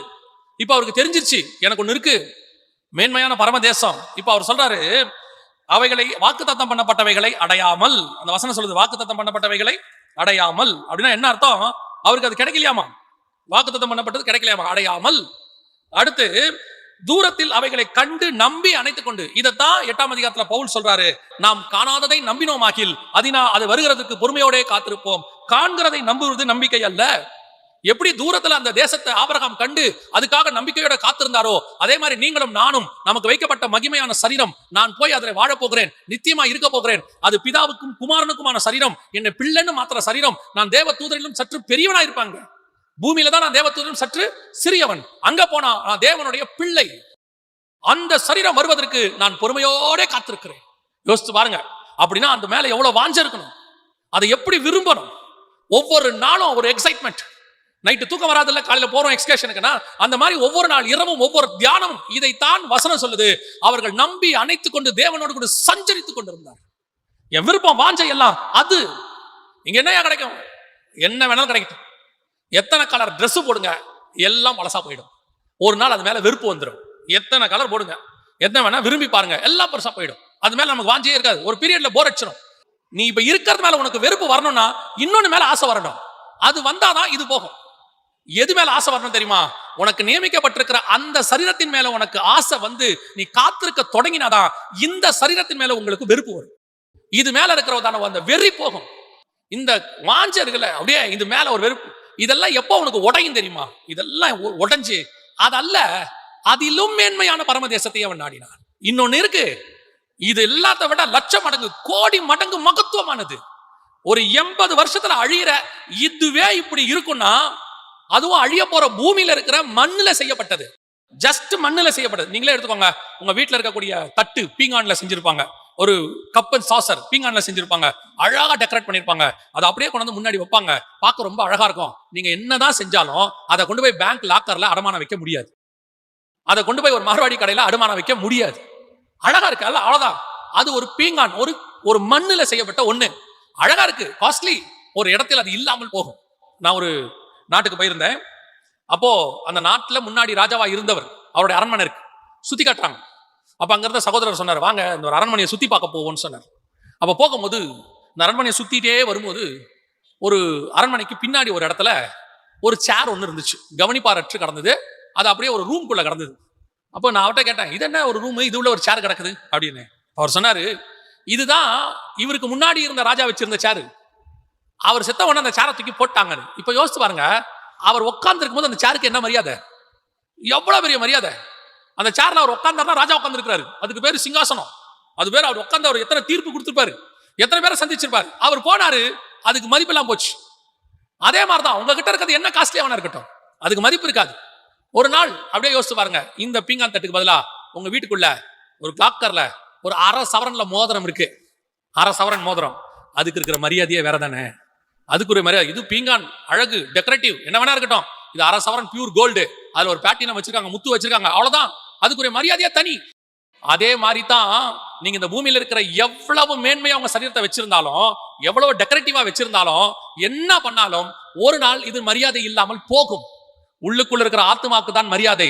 அதுக்கே நீங்கள் இவ்வளவு பிரயாசப்படுவீர்கள் என்று சொன்னால், அழியாத நாட்டிலே, நித்திய ஜீவன் உள்ள நாட்டிலே, நித்தியமாய் இருக்கிற ஒரு சரீரம், மண்ணிலே செய்யப்பட்டது அல்ல, அது கர்த்தருடைய வார்த்தையினாலே ஆவியினாலே செய்யப்பட்ட ஒரு மகிமையின் சரீரம். அந்த சரீரத்துக்கு நீங்க எப்படி காத்திருக்கணும், எப்படி அதுக்கு நீங்க தயார் பண்ணணும். ஒரு குழந்தை பிறக்க போதுன்னா ஆபரேஷன் தியேட்டர் வாசல்ல நிக்கிறீங்க, உள்ள கூட்டிட்டு போயிட்டாங்க லேபர் வார்டுல. அந்த குழந்தை பிறக்க வரத்துக்குள்ள வெளியே எவ்வளவு டென்ஷனா இருக்கும், அதுவும் முதல் குழந்தையா இருந்தா எவ்வளவு டென்ஷன். அப்படியே நின்றுட்டே இருப்போம். அந்த குழந்தை அழுகுற சத்தம், ஏதோ ஒன்று கேட்டோம், பரபரப்பு. அந்த குழந்தைய வெளியே கொண்டு வரதுக்குள்ள என்ன குழந்தை ஆனா பெண்ணா, எவ்வளவு பரபரப்பு. ஒரு குழந்தை பிறந்து வெளியே வரதுக்குள்ள இவ்வளவு பரபரப்பு இருக்குது. உங்களுக்காகவும் எனக்காகவும் 2000 வருஷமா ஒரு சரீரத்தை கர்த்தர் செஞ்சுக்கிட்டு இருக்கிறாரு, அது வெளிப்பட போகுது. அப்படின்னா அதுக்கு நம்ம எப்படி காத்திருக்கணுங்கிறார் பவுல். பொறுமையோடு கூட நம்பி, எனக்கு ஒண்ணு வருதுப்பா இந்த சரீரம், அதுக்கு நான் வாஞ்ச, அதை பெற்றுக்கொள்ளணும். அப்படித்தான் ஆபிரகாம் செஞ்சாராம். எபிரேயர் 11 தூரத்திலே அவைகளை கண்டு நம்பி அணைத்து கொண்டு. என்னங்க நம்பி அணைத்து கொண்டு? அந்த இடத்துல சொல்லுது, அவருக்கு நியமிக்கப்பட்ட அந்த தேசம் பரம கானான், அதாவது புதிய எருசலேம், அதை அவர் பார்க்கவே இல்லை, அவர் தரிசிக்கவே இல்லை. அவர் தான் 175 வருஷம் கானான்ல இருந்து செத்து போயிட்டாரு. ஆனா இந்த வசனம் என்ன சொல்லுது பாருங்க, தூரத்தில் அவைகளை கண்டு நம்பி அணைத்துக் கொண்டு. அப்படின்னா என்ன அர்த்தம்? ஆவியில பார்த்திருக்கிறாரு.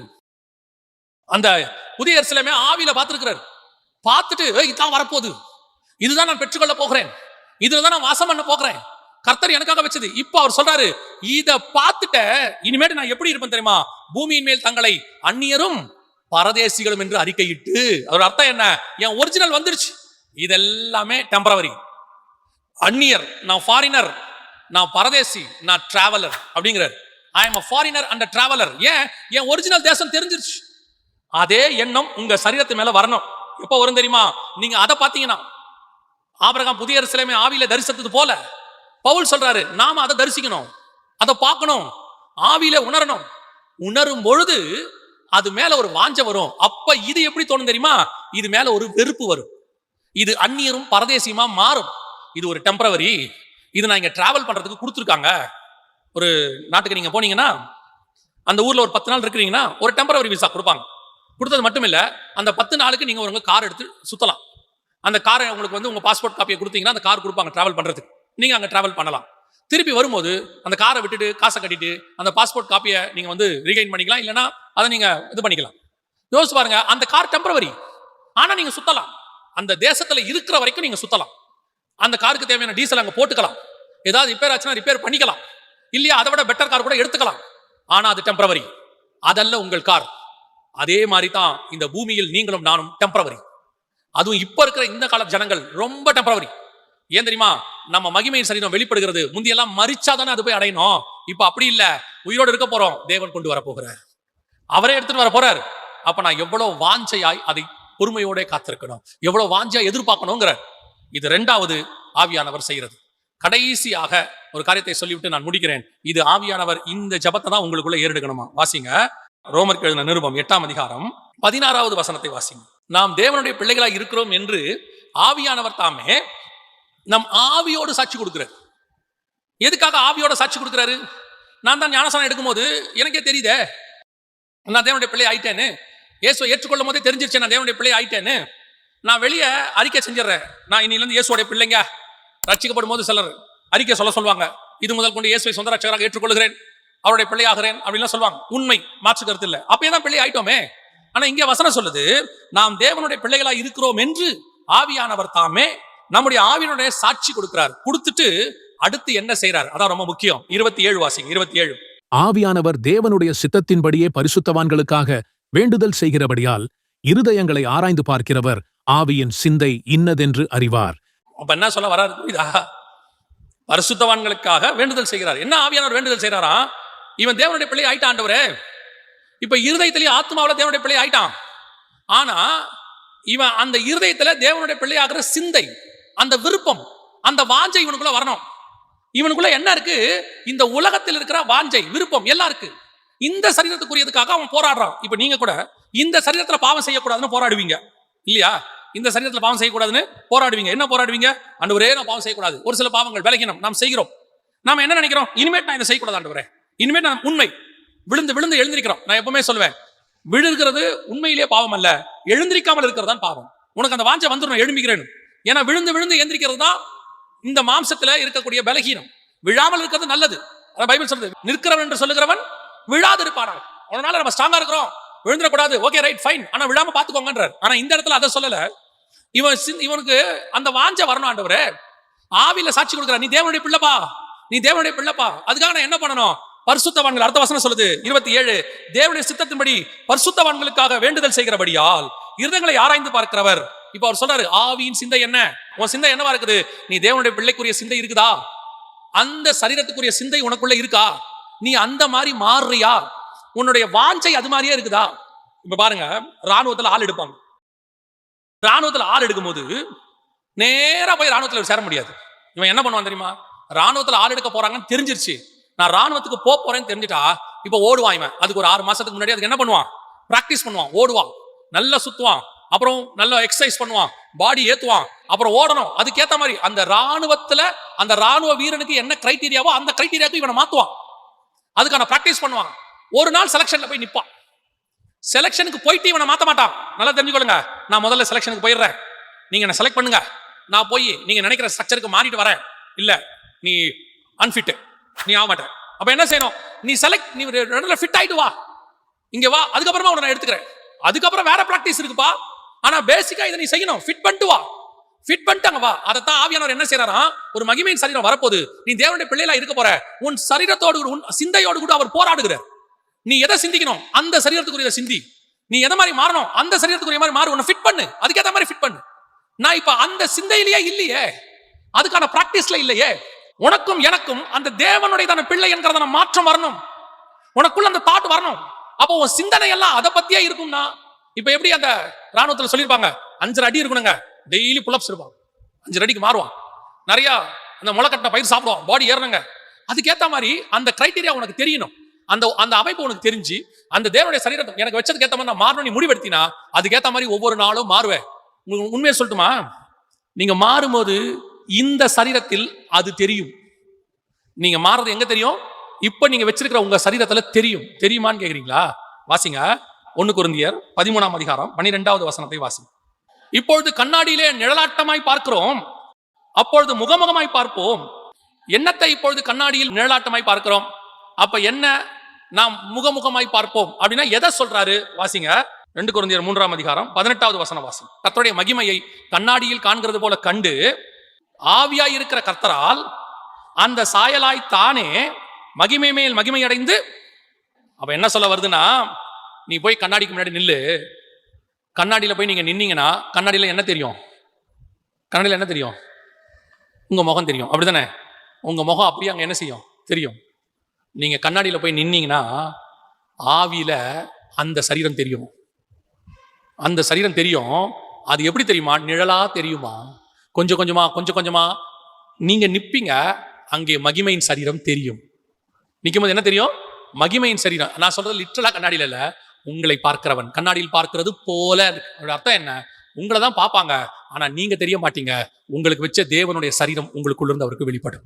அந்த மகிமை உங்களுக்குள்ளே வரும். வரது மோசேன்னு தெரியுது, வரது மோசேன்னு நல்லா தெரியுது, ஆனா முகம் தெரியல, பிரகாசமா இருக்குது. என்னடா முகம் பிரகாசமா இருக்குது? ஓ முகம் தெரியலையா? பிரகாசமா இருக்கு, பார்க்க முடியலையா? சில நேரத்தில் நீங்க ஹைவேஸ்ல போயிட்டு இருக்கும்போது பாருங்க, எதிரில் 2 லைட்டு பளிச்சுன்னு அடிக்கும். ஹைவேஸ்ல நம்ம நினைப்போம் இதோ லாரி வருது போலன்னு, பார்த்தா காரா இருக்கும். ஏன்? அந்த லைட் வெளிச்சம் அதுக்குள்ள என்ன இருக்குன்றது என்ன பண்ணிடுது? மறைச்சிடுது. லைட் தான் அடிக்குது. அதே மாதிரி தான் மோசே வரும்போது லைட் அடிக்குது முகத்துல, அப்படியே பளிச்சுன்னு அடிக்குது. அடிச்சா இது மோசே தான் தெரியுது, ஆனா மோசே முகம் இல்ல. அங்க பார்த்தா ஒரு வெளிச்சம் அடிக்குது. இந்த வெளிச்சம் எங்க இருந்து வந்துச்சு? தேவனை போய் மலையில பார்த்த உடனே அவர் முகத்துல இருக்கிற வெளிச்சம் இவன் முகத்துல அடிச்சு, இப்போ மோசே முகத்துல இருந்து வெளிச்சம் தெரியுது, மோசே தெரியல. நான் சொல்றது உங்களுக்கு புரியுதா? அதே தான் நீங்கள் தேவ சமூகத்துல தேவனை விரும்பி தேவ சாயலாய் மாறணும்னு போய் நிற்கும் போது உன்னுடைய பேச்சில, பார்வையில, செய்கையில, சிந்தனையில எல்லாத்திலையும் கிறிஸ்து பிரதிபலிப்பார். கிறிஸ்துவனுடைய பிள்ளை என்கிற சுபாவம் பிரதிபலிக்கும். நீ அப்பதான் கொஞ்சம் கொஞ்சமா மாறுவீங்க. இப்ப நீங்க பாவத்தை விடணும்னு நினைக்கிறீங்களா? பாவத்தை விட முடியாது. ஒண்ணு விட்டா இன்னொன்னு வரும், ஒண்ணு விட்டா இன்னொன்னு வரும், வந்துட்டே இருக்கும். அதுக்கு பதிலா நீங்க கிறிஸ்துவின் சாயலா மாறணும்னு ட்ரை பண்ணி இதுக்கு பின்னாடி ஓடுங்க. இதை நீங்க யோசிக்கவே மாட்டீங்க. இப்போ நான் என்ன செய்யணுமா? அந்த கண்ணாடியில பார்த்து பார்த்து பார்த்து என்ன சரி பண்ணணுமா? நான் கிறிஸ்துவின் சாயலா மாறுறேனா? பேச்சு மாறுதா? திடீர்னு ஒரு கோபம் வந்துடும். ஆவியானவர் சொல்வாரு, இல்லப்பா உன் வார்த்தை பாரு, கோபம் வருது பாரு, இது இப்படி வரக்கூடாதுப்பா, இப்படி வரக்கூடாது அப்படிம்பாரு. இப்ப இன்னும் மாற ட்ரை பண்ணணும். அடுத்து திடீர்னு பேசிட்டே இருப்போம். திடீர்னு ஒரு சிந்தனையில டக்குன்னு ஏதோ ஒரு மாம்ச இச்சையோ ஏதோ ஒண்ணு வந்துடும். ஆண்டவர் சொல்வார், இல்லப்பா இன்னும் மாறு, இன்னும் மாறு, கொஞ்சம் கொஞ்சமா மாற. இப்ப திடீர்னு எழுந்துரு, இன்னும் மாறு. ஒரு நாள் வரும், என் சரீரம் எப்படி இருக்கிறதோ, அமைக்கப்பட்டிருக்கிறதோ பரலோகத்தில், அதுக்கு ஏத்த மாதிரியே நான் இங்க மாறி இருப்பேன் உள்ள.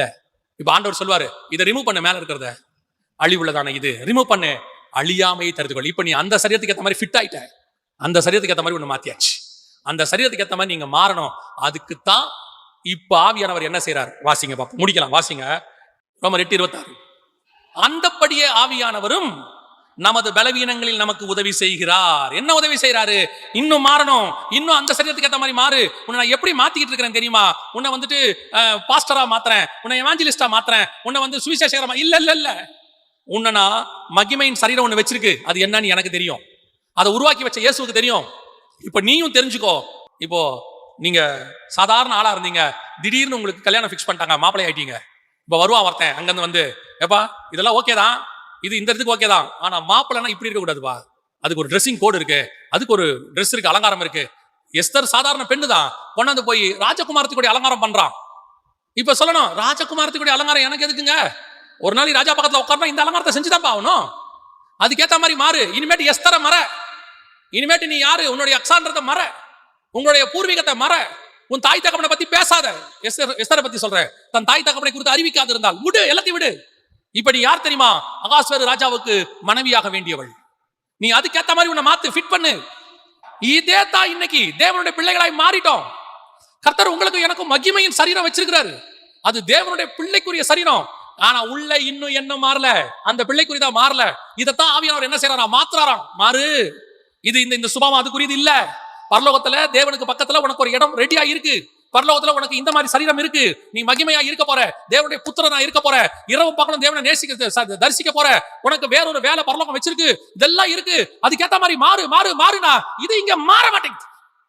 உள்ளுக்குள்ள இன்னும் இருக்கு, இன்னும் வீடு வாங்கணும், இன்னும் கார் வாங்கணும், சாகறதுக்குள்ள எப்படியாவது பின்னாடி இருக்கிற ரப்பர் தோட்டத்தை வாங்கித்தான் சாவே. ஆண்டவர் சொல்றார், இன்னும் நீ மாறல.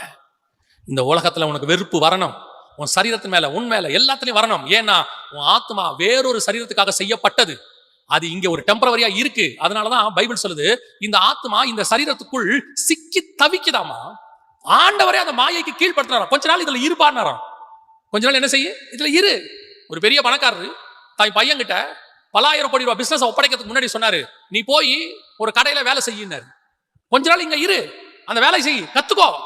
அந்த கத்துக்கிட்டு அந்த இடத்துல பசினா என்னன்னு பாரு, பொட்டலம் அடிக்கிறதுனா என்னன்னு பாரு, ரோட்ல நடக்கிறதுனா என்னன்னு பாரு, ஏழைகள் கஷ்டம் என்னன்னு பாரு. அதுக்கு மேல கொண்டு நீங்க உட்கார வைக்கிறேன்.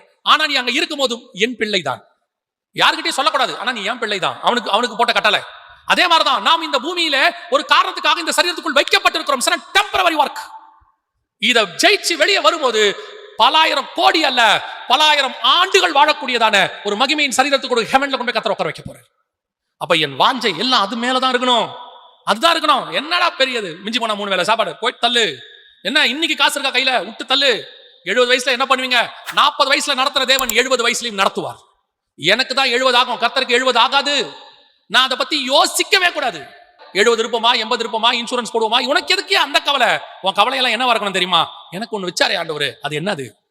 2வது, அந்த சரீரத்தை நான் பார்க்கணும். மூணாவது, அதுக்கேற்ற மாதிரி நான் மாறணும். இந்த வாஞ்சையில நீ ஓடினா இந்த பூமியில இருக்கிற எல்லா பாவத்தையும் உன்னால் ஜெயிக்க முடியும். அதை ஒரு பொருட்டாவே நீ நினைக்க மாட்ட, அது ஒரு விஷயமாவே உங்களுக்கு இருக்காது. நீங்க கொஞ்சம் கொஞ்சமாக அந்த மகிமையின் சரீரத்தை கண்ணாடியில பார்க்கிறது போல பார்ப்பீர்கள். ஆவியானவர் கரெக்ட் பண்ணிட்டே வருவார். இதோ இந்த கொஞ்சம் சரி பண்ணு, இதோ இதை கொஞ்சம் சரி பண்ணு. அந்த மாதிரி ஆண்டவர் சொல்வார், இல்ல உன் சிந்தனையை கொஞ்சம் மாத்து, இல்ல பரவாயில்ல எழுந்துரு, விழுந்துட்டியா எழுந்துரு, அடுத்து போலாம் வா. ஏன்னா நீ மேல ஒரு முக்கியமான இடத்துக்கு போயிட்டு இருக்கிற. இதெல்லாம் ரொம்ப சர்வ தடுமாறி விழாம சைக்கிள் கத்துக்கிட்டவனே கிடையாது. கொஞ்சம் கூட வழுக்காம பனிப்பாறையில ஏறி மேல மலை மேல போனவனே கிடையாது. எல்லாம் இருக்கும். ஏறு ஏறு ஏறு ஏறு ஏறு. என் டெஸ்டினேஷன் எனக்கு தெரிஞ்சிருச்சு, அதை நான் வாஞ்சையாய் தொடர்கிறேன். அல்லேலூயா. நீங்க அந்த தாட்டுக்குள்ள வந்துட்டீங்கன்னா உலகத்தை ஜெயிப்பது ஈஸி. நீங்கள் எதுக்கு ஜெபம் பண்ணணும்னு ஆவியானவர் சொல்லிக் கொடுப்பார். நாம் ஜெபிக்க போகிறோம். எந்திரிக்கலாமா நம்ம எல்லாரும்? உங்களுக்கு வைக்கப்பட்டதான அந்த மேன்மை உங்களால தரிசிக்க முடியுதான்னு பாருங்க. இல்லைன்னா ஆண்டவர்கிட்ட கேளுங்க, ஆண்டவரே எனக்கு அதை கொடுங்கப்பா, அதை என் கண்கள் காணட்டும். ஆண்டவரே, நமக்கு நியமித்தவைகளை நம் கண்கள் காணவும் இல்லை, நம் காதுகள் கேட்கவும் இல்லை. ஆனா ஆவியானவர் தாமே அதை நமக்கு வெளிப்படுத்துகிறார். ஆண்டவர்கிட்ட கேளுங்களேன், எனக்கு காட்டுங்கப்பா, ஆவியிலே அதை தரிசிக்க. நீ இப்ப அந்த தேசத்துக்குள்ள போக மாட்ட மோசே, ஆனா ஒண்ணு செய்யலாம். நீ இங்கிருந்து பிஸ்காவின் கொடுமுடிக்கு ஏறு, அங்கிருந்து அதை நீ பார்க்க முடியும். தூரத்துல அதை நீ பார்க்கலாம். இதைத்தான் ஆபிரகாமுக்கு கர்த்தர் சொல்றார், தூரத்திலே அவைகளை கண்டு நம்பி அணைத்து கொண்டு. இதைத்தான் பவுல் சொல்றாரு, எனக்கு ஒன்று நியமிக்கப்பட்டாச்சு. அதைத்தான் இயேசு சொல்றாரு, உனக்குள்ளது ஒன்று இருக்கிறது, அது வரைக்கும் நீ உனக்குள்ளதை பற்றி கொண்டிரு.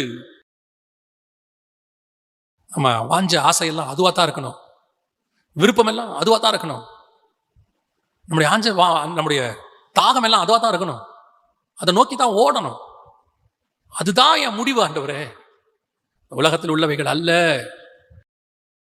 நான் சொல்றேன், உலகத்தில் உள்ளது மேல பற்ற நீங்க விடுங்க, அந்த தேவையெல்லாம் உங்களுக்கு சாதாரணமாகவே சந்திக்கப்படும்.